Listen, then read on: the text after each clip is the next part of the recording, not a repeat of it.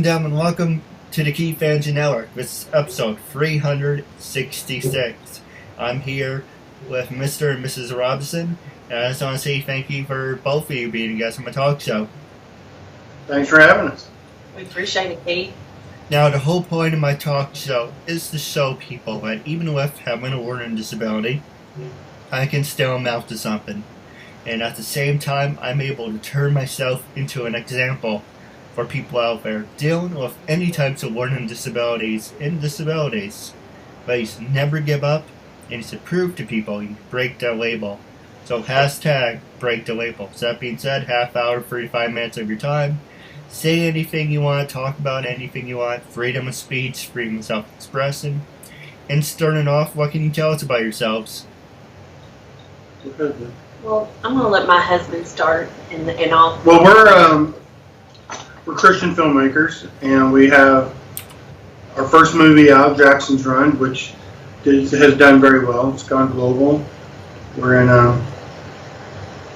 Brazil and Australia and New Zealand and South Africa. It's gone a lot of different places. We're working on various scripts for the next few films, which keeps us very busy. We're working on a script called The Warrior's Path. It's for the military. Veterans commit suicide every 65 minutes. A veteran commits suicide here in America. And so we think that's, we rely on them to keep us safe, but then when we're done with them, we just set them aside. And they're homeless or they're hooked on drugs, things like that. So we want to bring light to that. And we just stay busy doing the work, getting the word out. No, absolutely. Light and darkness, One thing I do want to point out is, it is the government's responsibility to take care of the people who serve in the Army. And you do mention, I think you said every 60 seconds or 65 seconds someone's committing suicide. 65 minutes a veteran commits suicide. Now, how do you know that for a fact? It's the stats that the VA has put out. It's 22 a day that commit suicide, so it's about every 65 minutes. But that's not guaranteed. Anyone can make up facts. Well, the government could be lying, but that's the stats that's out. And Let me say this about stats. As a matter of fact, there's probably more, actually, right, that are committing suicide. Here's the sad thing, Keith, and you're right about that. The government should be taking care of our veterans. But it's also, I think each of us feel a personal responsibility that they have sacrificed so much for each and every one of our freedoms. You started off by saying this is free speech, and it's such a proud and honorable thing to do. One thing we do want to do is be stewards of what we say, because I think it's so cavalier anymore. We treat everything with such a disrespect when it should be honorable, and I think that includes our veterans. So we feel a passion about it, but I do want to say one thing too. We had a personal experience within our family that a young girl that's marrying into our family, her father was a veteran and he struggled greatly. And he had attempted twice to commit suicide, and they kind of turned him away. The third time he had tried to commit, he went over there and they said, well, it really doesn't look deep enough. I think you're just trying to have a place to stay. Right. So, before they could truly get him help within that time, he ended his life. He ended the pain the only way he knew how. So I think what truly is important, just like you're doing right now, you can reach people. You have a voice. You want to share with them what's important, and that there is ability within what the world wants to call disability, right? And that's a label. It's a title, and I think we end up there. But the fact of the matter is, there's probably more committing suicide, if you really want to know the truth, because they come back and they're screaming, but they're silent screams that no one hears. They're afraid to come forward. They're afraid of being labeled. They're afraid of losing their position, losing their monies they do have from the military, and they're afraid of people not accepting them and giving them a position. So I think that really, truly, the Lord wants to use media, same way that you have a voice. We can reach so many people and make a difference. So that's our mission, really. No, absolutely, and I wasn't trying to start anything. No. I don't doubt the fact that, the country... Well, first off, I want to say thank you for your service. And because, when I meet military people or I see people serving, I always go out of my way and say thank you for your service. And,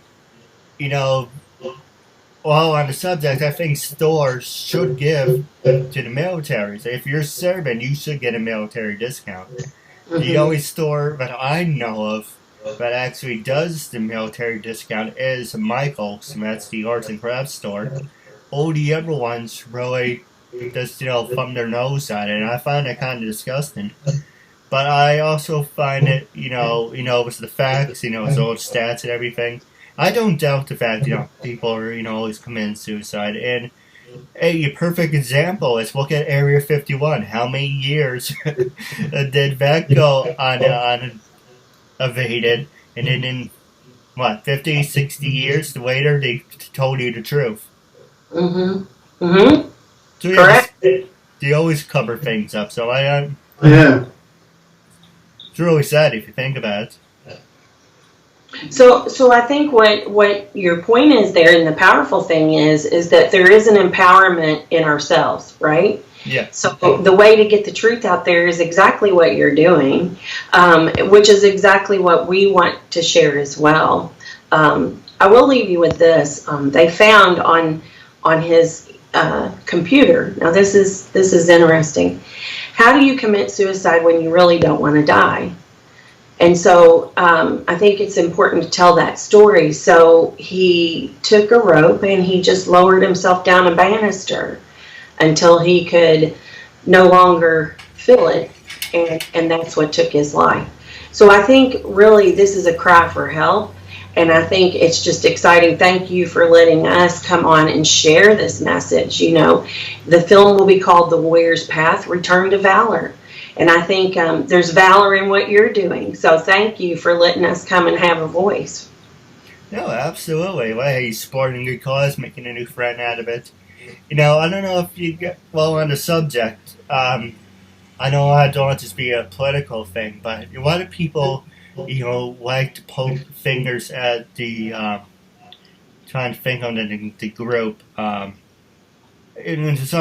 you guys watch Bill O'Reilly? Yeah, we have. Okay, so do you know the Wounded Warriors? What is your opinion about that? Do you think it's a scam? Do you think it's a front? Or what do you think about that? Because a lot of people get offended because they, I donate money. And I interview people like that. It's really... I give you a perfect example. When you say you donate money, I give you a perfect example. Look at Hurricane Sandy. There's supposed to be like $70,000 or $70 million supposed to go help people who are affected by Hurricane Sandy. And okay, yes, you have to pay for the broadcast, you have to pay the bands for their time, but only like 30% of that money went to the people in need. Where did all that other money go? So if you look at Wounded Warriors, if you look at Wounded Patriots, it's kind of like, yes, it sounds good on paper, but are they really getting the money? But if they're not getting the money, where is that really going? Yeah, a lot of these charities can be tricky, and I don't always agree with, I think they probably start out with good intentions. Right. The founder has like good intentions, but then the charity itself can become a beast.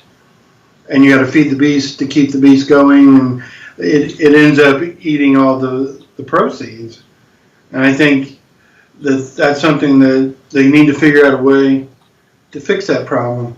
Because the idea is when I give money to a charity, for a hurricane or feed the children or Wounded Warrior. I want my money to go to help that situation. Yeah. Not some CEO who's running the company or, in his pocket. I don't like that. And it's hard to, you need to really do your research and see where your money's going. I think that's the key, babe, is what you're saying.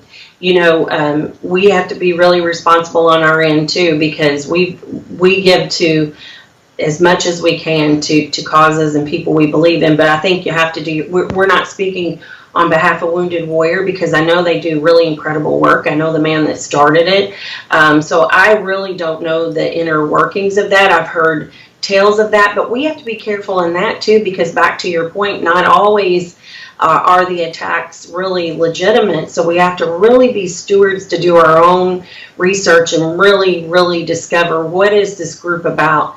If not, make sure you go and that it's going to someone directly, that the monies are actually being used by someone truly in need. I'll give you one more perfect example, and we can go to a happier subject. There was a group for disabled people called the Friendship Club, and basically all that money was basically going underneath the table. They weren't really helping people with special needs. Yeah. So that's an example of it. I abhor that. I abhor that. It's sad. It needs to go. What we do usually is we find a person in need, and we give to that person. If they need something, then we'll buy it or we'll help them, because we can see with our eyes. Yeah. Just sending money off on some website, you really don't know where it goes. And I think you're speaking about the times. The sad thing is, I always think of Little Red Riding Hood and the wolf that tried to pretend, that he was loving and he was the grandmother, when in fact he really wasn't. And so what I think's sad, as being Christian filmmakers, Christian filmmakers get bad titles. There's people that do it for reasons that are not beholding of the title Christian. I think that they prey on people that have a generous heart. They prey on people that really are lovely, lovely people that truly need our support. So back to the research, I think we really have to, your point, we have to be real stewards of making sure that it is really going to the right causes. No, absolutely. Now, the next question I was going to ask you is, who influenced you to become filmmakers, and how did all that get started? Well, for me, I've wanted to make movies since I was 6 years old, and it was really solidified.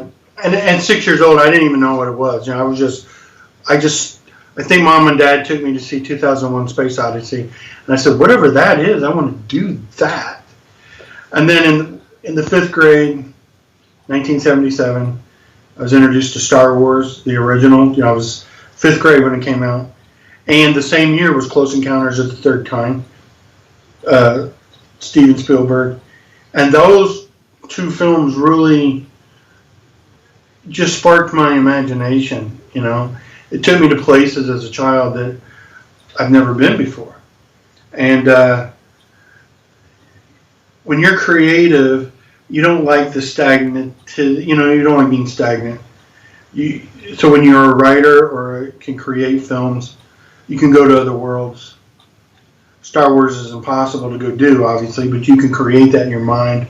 Or Close Encounters may be a little more real, but you can still, it was such a neat experience. In fact, they're going to re-release Close Encounters September 1st in the theaters, so I'm looking forward to that, actually. So that was my main thing. Then I grew up in the 70s, so I got into rock music real big. I was into Aerosmith and Kiss and all the big bands. And so I became kind of a wild child for a long time. And lost a couple of marriages and didn't seem like, just my life became really bad, drank too much. And I just decided that there was a better way, that all this out here, in my mind, when I studied science, couldn't just happen. I mean, in my mind, it's just like there's laws that have been written, like the law of thermodynamics and the law of gravity, those are invisible, but they're laws. They're written. So I said, who wrote these laws? Has to be a creator in my mind. And so I gave my life to the Lord, and then through a series of events, He allowed that to happen, that we could reach people with the message, but still make kind of cutting-edge films. And I hope to grow it. Most Christian films are cheesy, and just they're very Disney with, it's just unrealistic because life happens to everybody, right? I mean, it doesn't matter what you believe. You're going to get a crappy time sometimes. You go through stretches where life happens, and it's how you deal with that. How do you get through that? And so that's how. But I've always, since 6 years old, I met her after we did our film, Teresa, and she'd had a calling too. So we just kind of came together, and it was a good fit, And now we're doing it together. And I hope to do, as this grows, I hope to do stories like Star Gods. I have a story called Star Gods, or War of the Archangels, where it's more like Star Wars. I'd like to be able to show the rebellion in heaven, or different aspects of the spiritual, the whole, what they call the metacosm, which is the whole thing, and not just focus on happy, unrealistic themes. Because we all face death, we all have heartaches, we all, there's people that get cancer and good people. And it's like, how do you deal with that? And where does God fit in when bad things happen to good people? No, absolutely. Now we're going to take a quick commercial break. And when we come back, I'm going to pass the show over to you. Get a personal video message for yourself or as a gift for someone else. For personal connections, shoutouts, birthdays, proposals, weddings, and much more. Enter your details about yourself so the celebrity can record a personal video message especially for you, including details such as your name, age, birthday, hobbies, or whatever else you include. As soon as the video has been recorded, you'll get an email with your link so you can share it on social media or download and keep it. Celebrities record videos as and when they can, usually within 2 weeks. But if you want a video for a specific date and it does not look like it will arrive in time, you can cancel it and get an instant refund at the click of a button. There are hundreds of celebrities to choose from and many more joining every day. Search by category or genre, buy a gift voucher, get updates and offers, and encourage your favorite celebrities to join so they can connect with fans in a fun and unique way. Raise money for their charities and much more. So order your video now for yourself or for someone else. I'm so bored.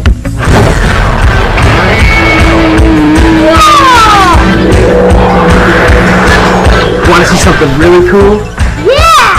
Now you'll never be bored again with Loot Crate, a totally bodacious mystery box packed with awesome toys, radical games, and other surprises.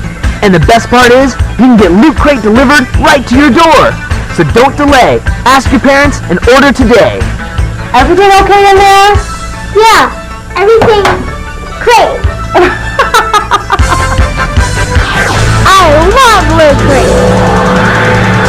Ladies and gentlemen, welcome back to episode 366.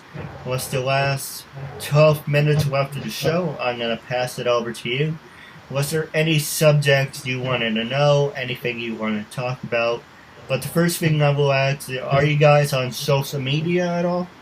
Yes. You can find us on Facebook. Facebook.com/Stand and Roar. STANDANDROAR.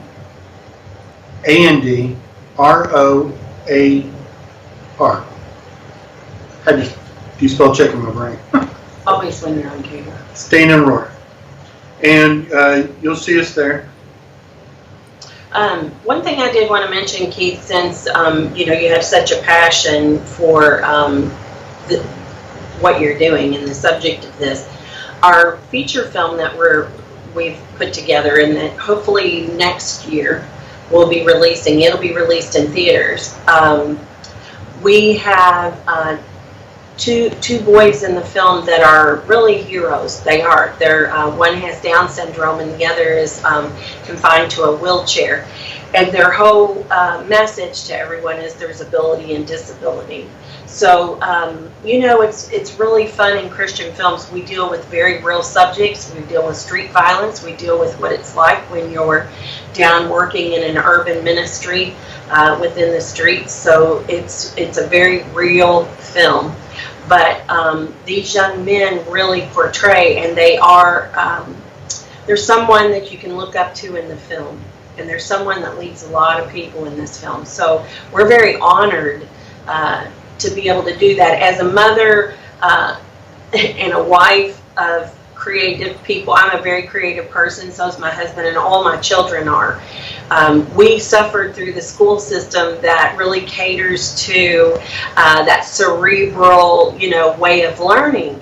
And I think we tend to get labeled with disabilities, and what I always told my children is be honored and proud.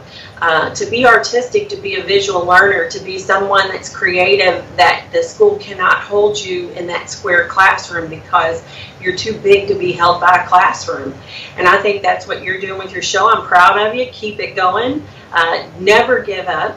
I say people quit 5 minutes before the miracle. Don't do it. If it's your calling, everybody has a purpose, and that's really the purpose of our films, is to say everyone has a destiny. And if you found it, don't give up. Yeah, we applaud you for doing this. It's awesome. No, absolutely. And it's fun. Well, let me ask you about the question that you brought up about the school and education. Do you think that the schools really do the best they can, or just because the fact is they have a disability, they do basically half-ass what they can? Well, I can only speak for me. I was, educationally speaking, didn't do well at all, and they just passed me along. Yeah. I was a number, and everything I've learned after graduation. Self-taught writer, self-taught, all self-taught. In school, it's just, I was lost. It was like a tree among a forest, how do you... So for me personally, it was not a good experience. I mean, I had friends and I was popular and blah, blah, blah. But scholastically, they did not prepare me at all. And people with disabilities, it was even worse. Yeah. That they might, give them the special table at the lunchroom. And, it was just ridiculous. So, again, I can't speak for every teacher because there are teachers I know that really take it serious and really pour their hearts into it. Yeah. But the system, I'm talking about just the system, I think is ill-prepared for the many different colors of people. And I don't mean skin, but I mean we're a tapestry. Every person's different. And they want you to, they're like a factory that is going to put out Ford car every 10 minutes, and you might be a Chevy or you might be a Volkswagen, and they're not prepared to make and deal with you as an individual. I'm just talking about the system. And so, I think there could be some work done in the school system, especially for disability people and creative minds. I was always getting in trouble because they said he's staring out the window. Well, I was actually creating. I was writing. And they couldn't understand, like, what's this stupid junk? We need you to do 2 + 2. And my mind didn't work that way. So it was rough. Yeah. Here's the beauty. Every one of my children are very talented now. They've gone on to do some really incredible things. My husband's an incredible writer. And what I can say is that really the school didn't teach him that. It is the gift. Everyone has a gift. So I think... hats off to the teachers that do come every day and to pour into children and that really care, because I believe there's a lot of them. But I think we're facing a lot of broken institutions and systems these days, and I won't make it any kind of a political speech. But I do believe, the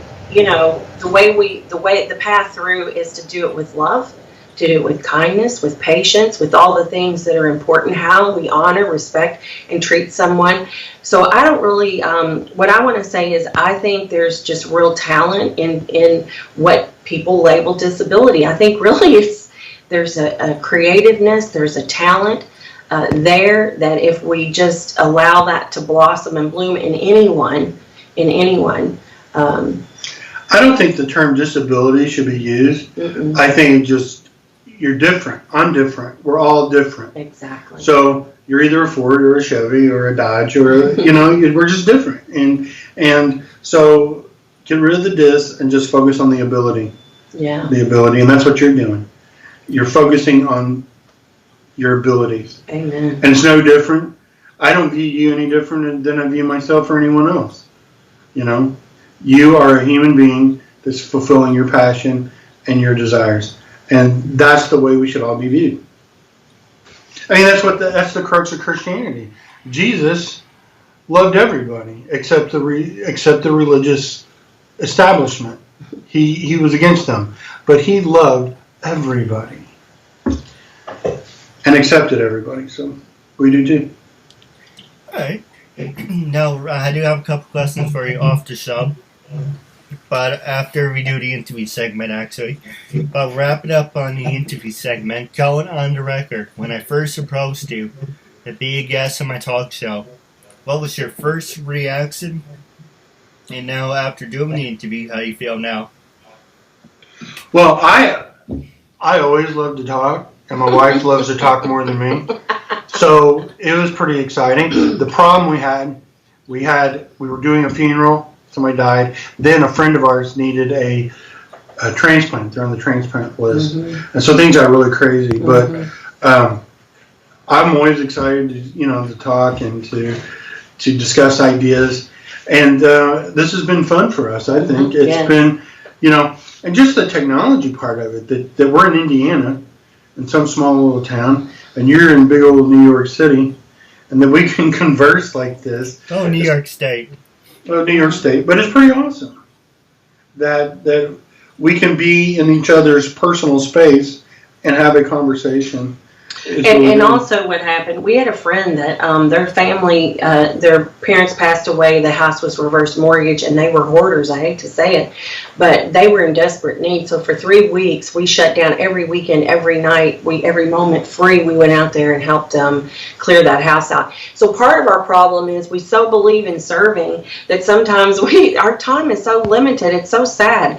But, and we write, Keith, like you, we will not give up. We're writing. We are proclaiming these films are done, but if they're not ready, they can go nowhere, right? So we spend every waking moment. Our weekends typically we're in deep writing. But doing the show, I applaud you. I actually was excited about doing the show because I think you're giving a voice to a really important subject.